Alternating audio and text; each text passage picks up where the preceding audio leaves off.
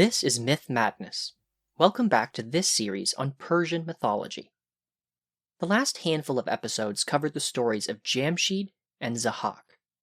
In Persian mythology, Jamshid was a benevolent king of the world.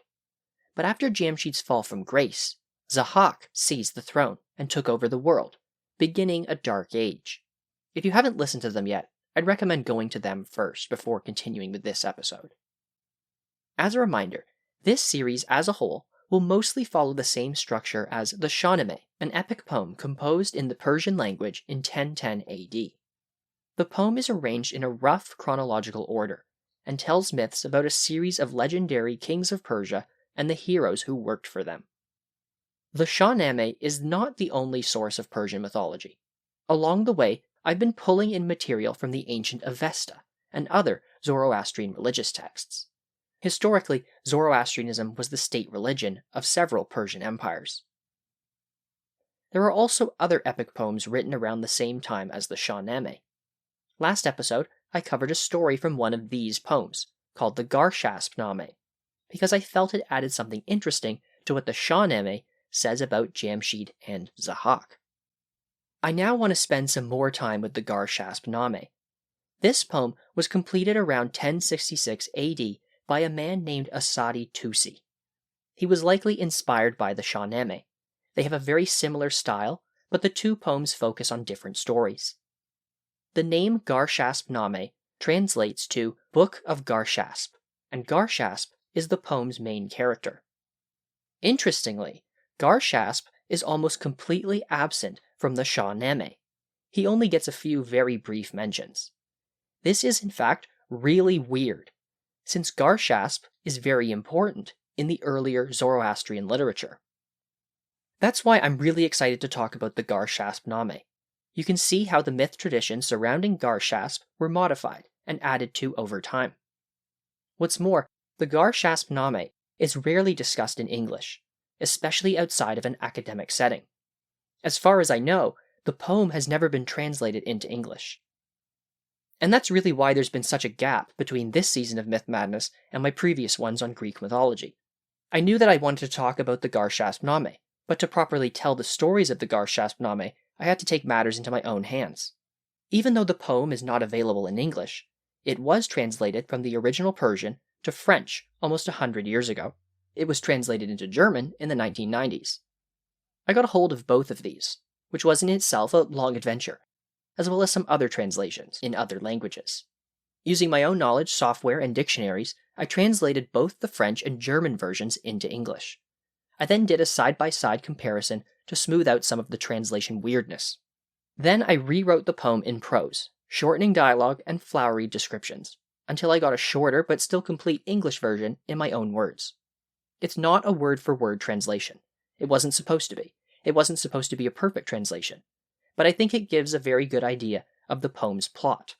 What that means is that if you take the previous episode, this episode, and the next few together when I go over the Garshaspnama, I believe I've made the most complete rendering of the Garshaspnama in English ever, which I think is pretty cool.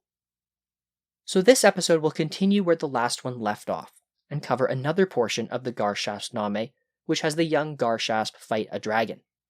Towards the end of the episode, I'll discuss Garshasp's role as a monster slayer in the earlier Zoroastrian Avesta. And just a reminder, in the last episode, according to the Garshaspnama, Jamshid fled to Zabul in eastern Iran after he was overthrown by Zahak.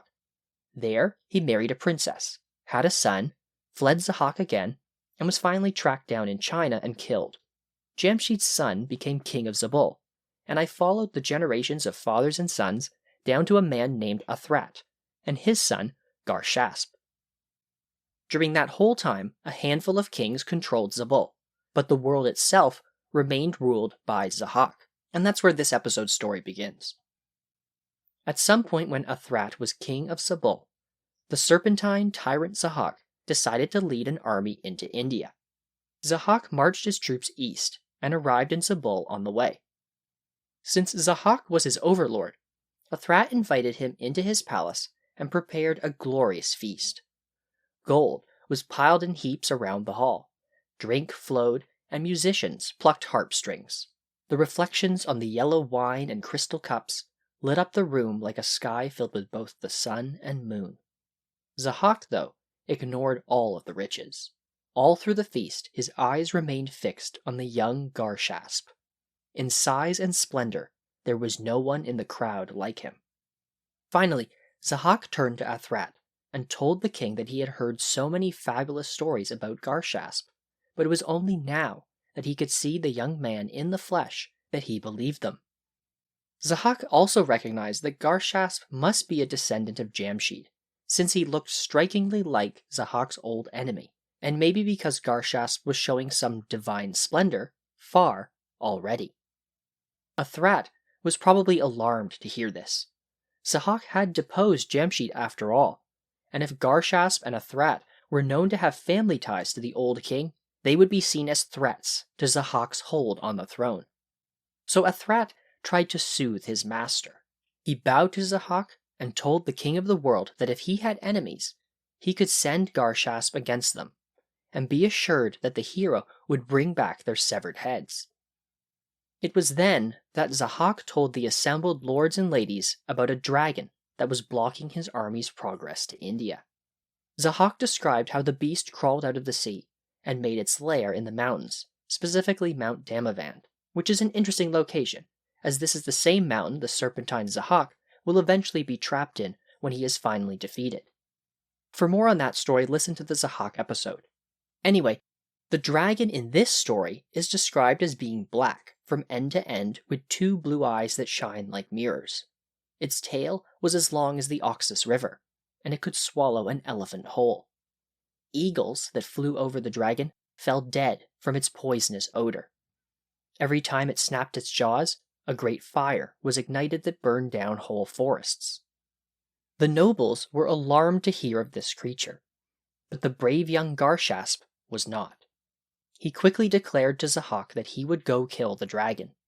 The assembled lords were impressed, and spent the evening toasting the hero. But Athrat was worried. When everyone finally left for the night, and the halls of the palace were empty, he asked Garshasp why he had accepted the king's challenge so quickly. This was not slaying a lion, a deeve, or some man that could be thrown from a saddle. This was a dragon. Athrat warned Garshasp against rushing into things, and that it was a sign of madness, not courage, and may end in his death.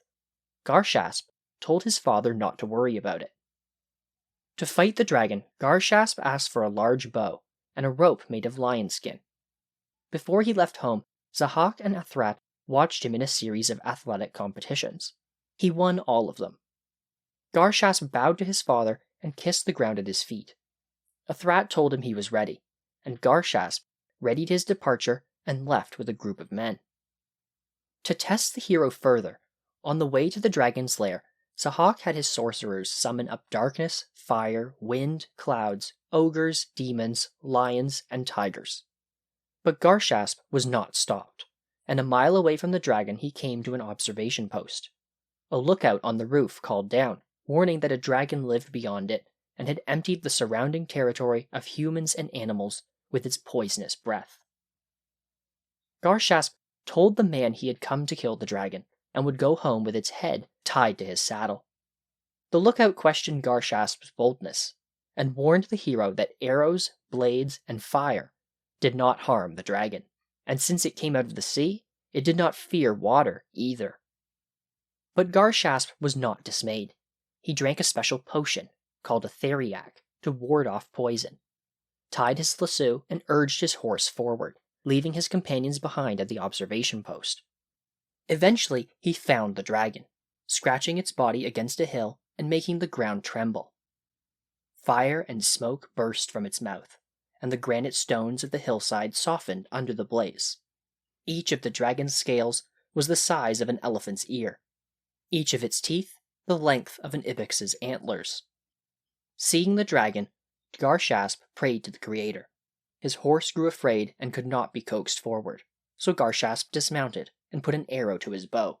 He fired, and the shot went straight into the dragon's throat, causing fire to leap out of the wound, even though the dragon's skin is supposed to be resistant to arrows. The dragon raised its head, and Garshasp shot it a second time. this time in the eyes. The dragon writhed, the ground shook, and this knocked Garshasp's shield off his arm. The hero threw a javelin, and it took out some of the dragon's teeth. Garshasp rushed forward with his club. The dragon spat out a stream of yellow poison, but Garshasp smacked the dragon with such force that stones fell from a nearby mountainside.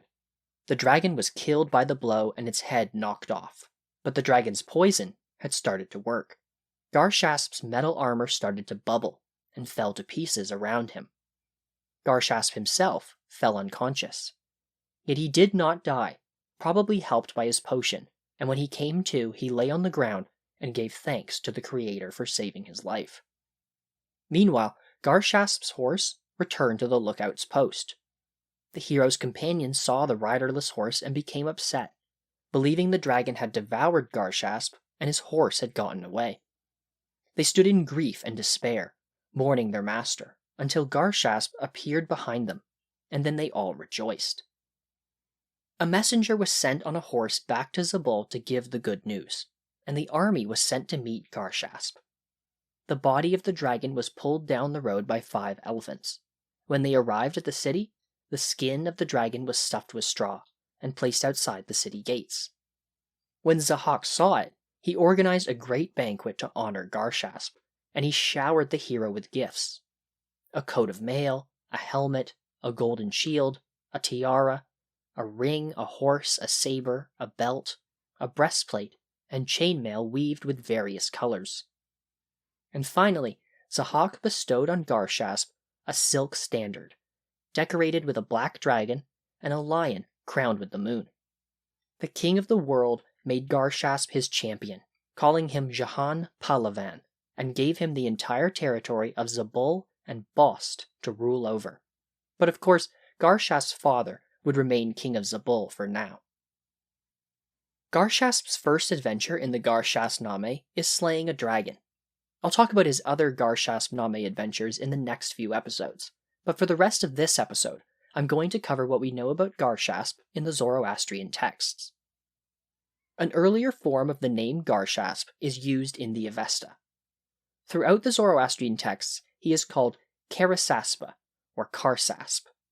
This name probably means something along the lines of he who has skinny horses. The Avesta describes him as the strongest of strong men, and sometimes he is invoked with the words nere mana, which means having a heroic mind.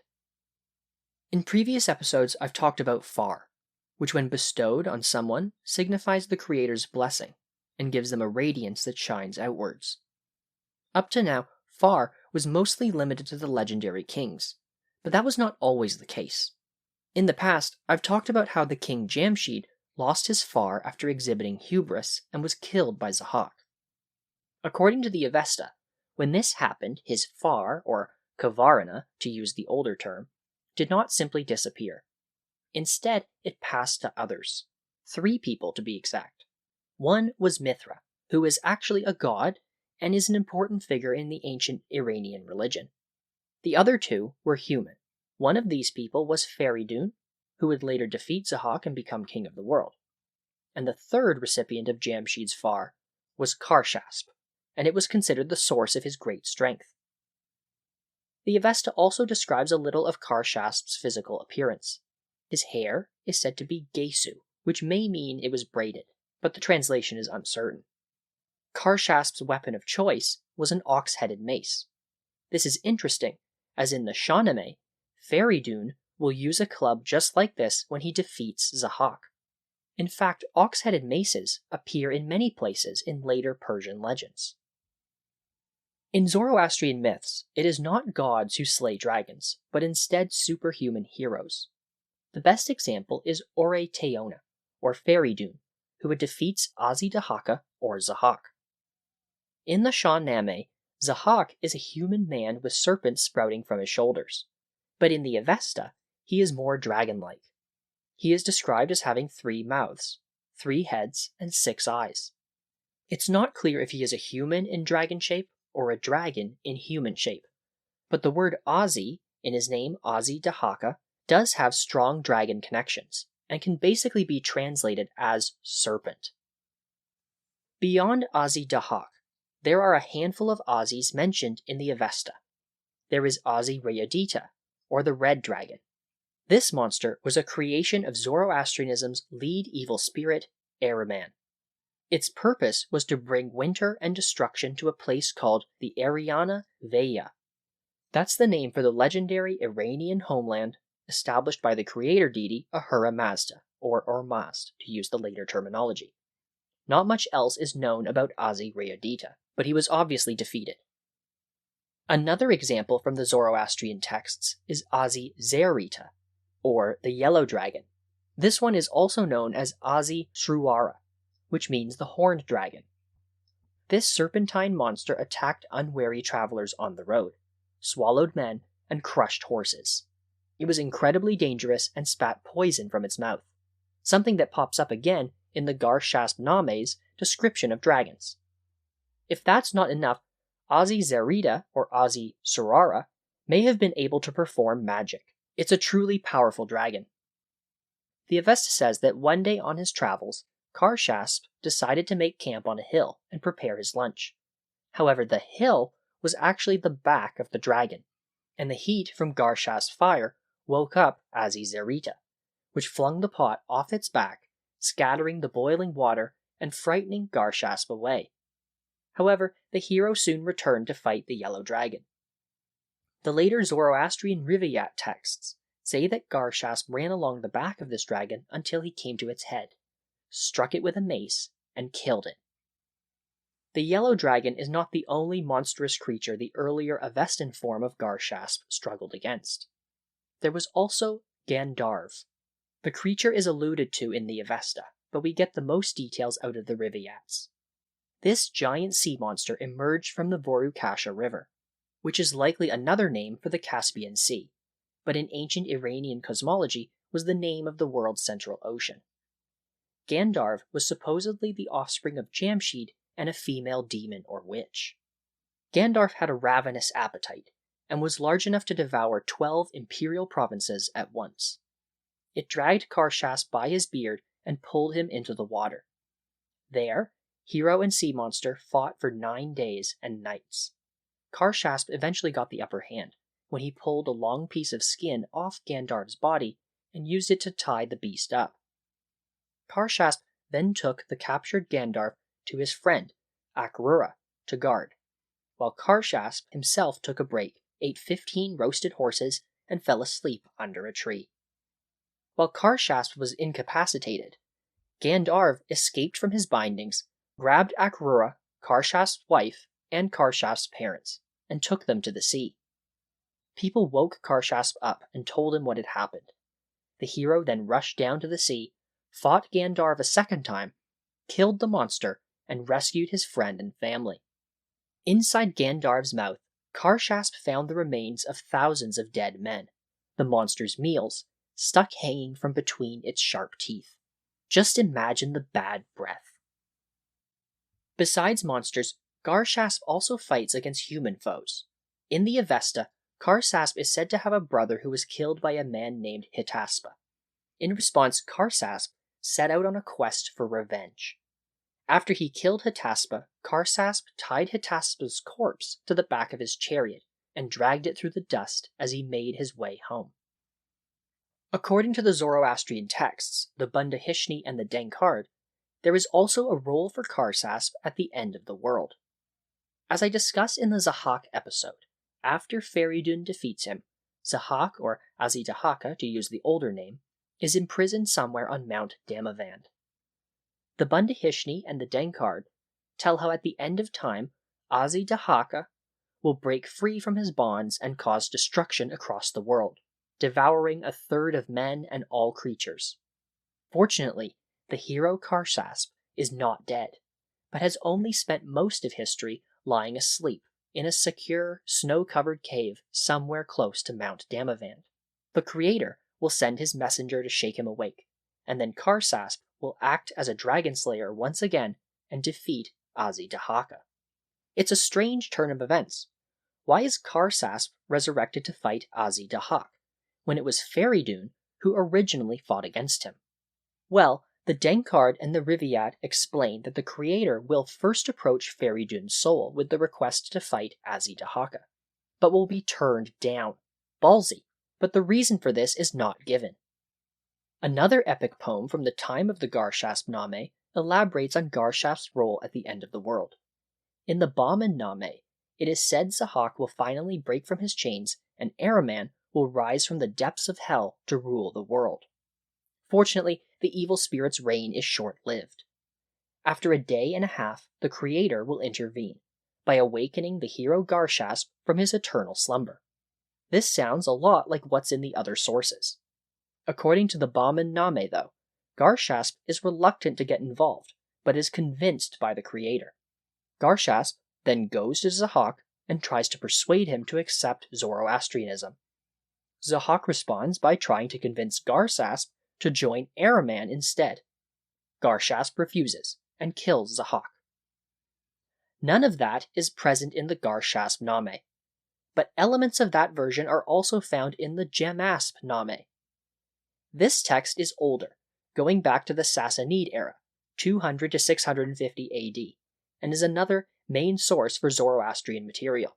This document also mentions Garshasp trying to convert Zahak to Zoroastrianism, being turned down, and killing the evil Serpent King in response. What all of this illustrates is that there were several story traditions for Garshasp. The Zoroastrian texts give him an important and more supernatural role than the later works written after the Arab conquest of Persia. He was left out of the Shahnameh almost completely, but the Garshaspnama indicates he still had enough popularity to have an epic poem written about him, even if its stories differed in many ways from the earlier ones. For what it's worth, though, the story tradition told in the Garshaspnama does go back to an earlier time too. Another piece of Persian literature, the Tariq-e-Sistan, was heavily Islamic in tone, and was intended to be a history of the Sistan region in eastern Iran.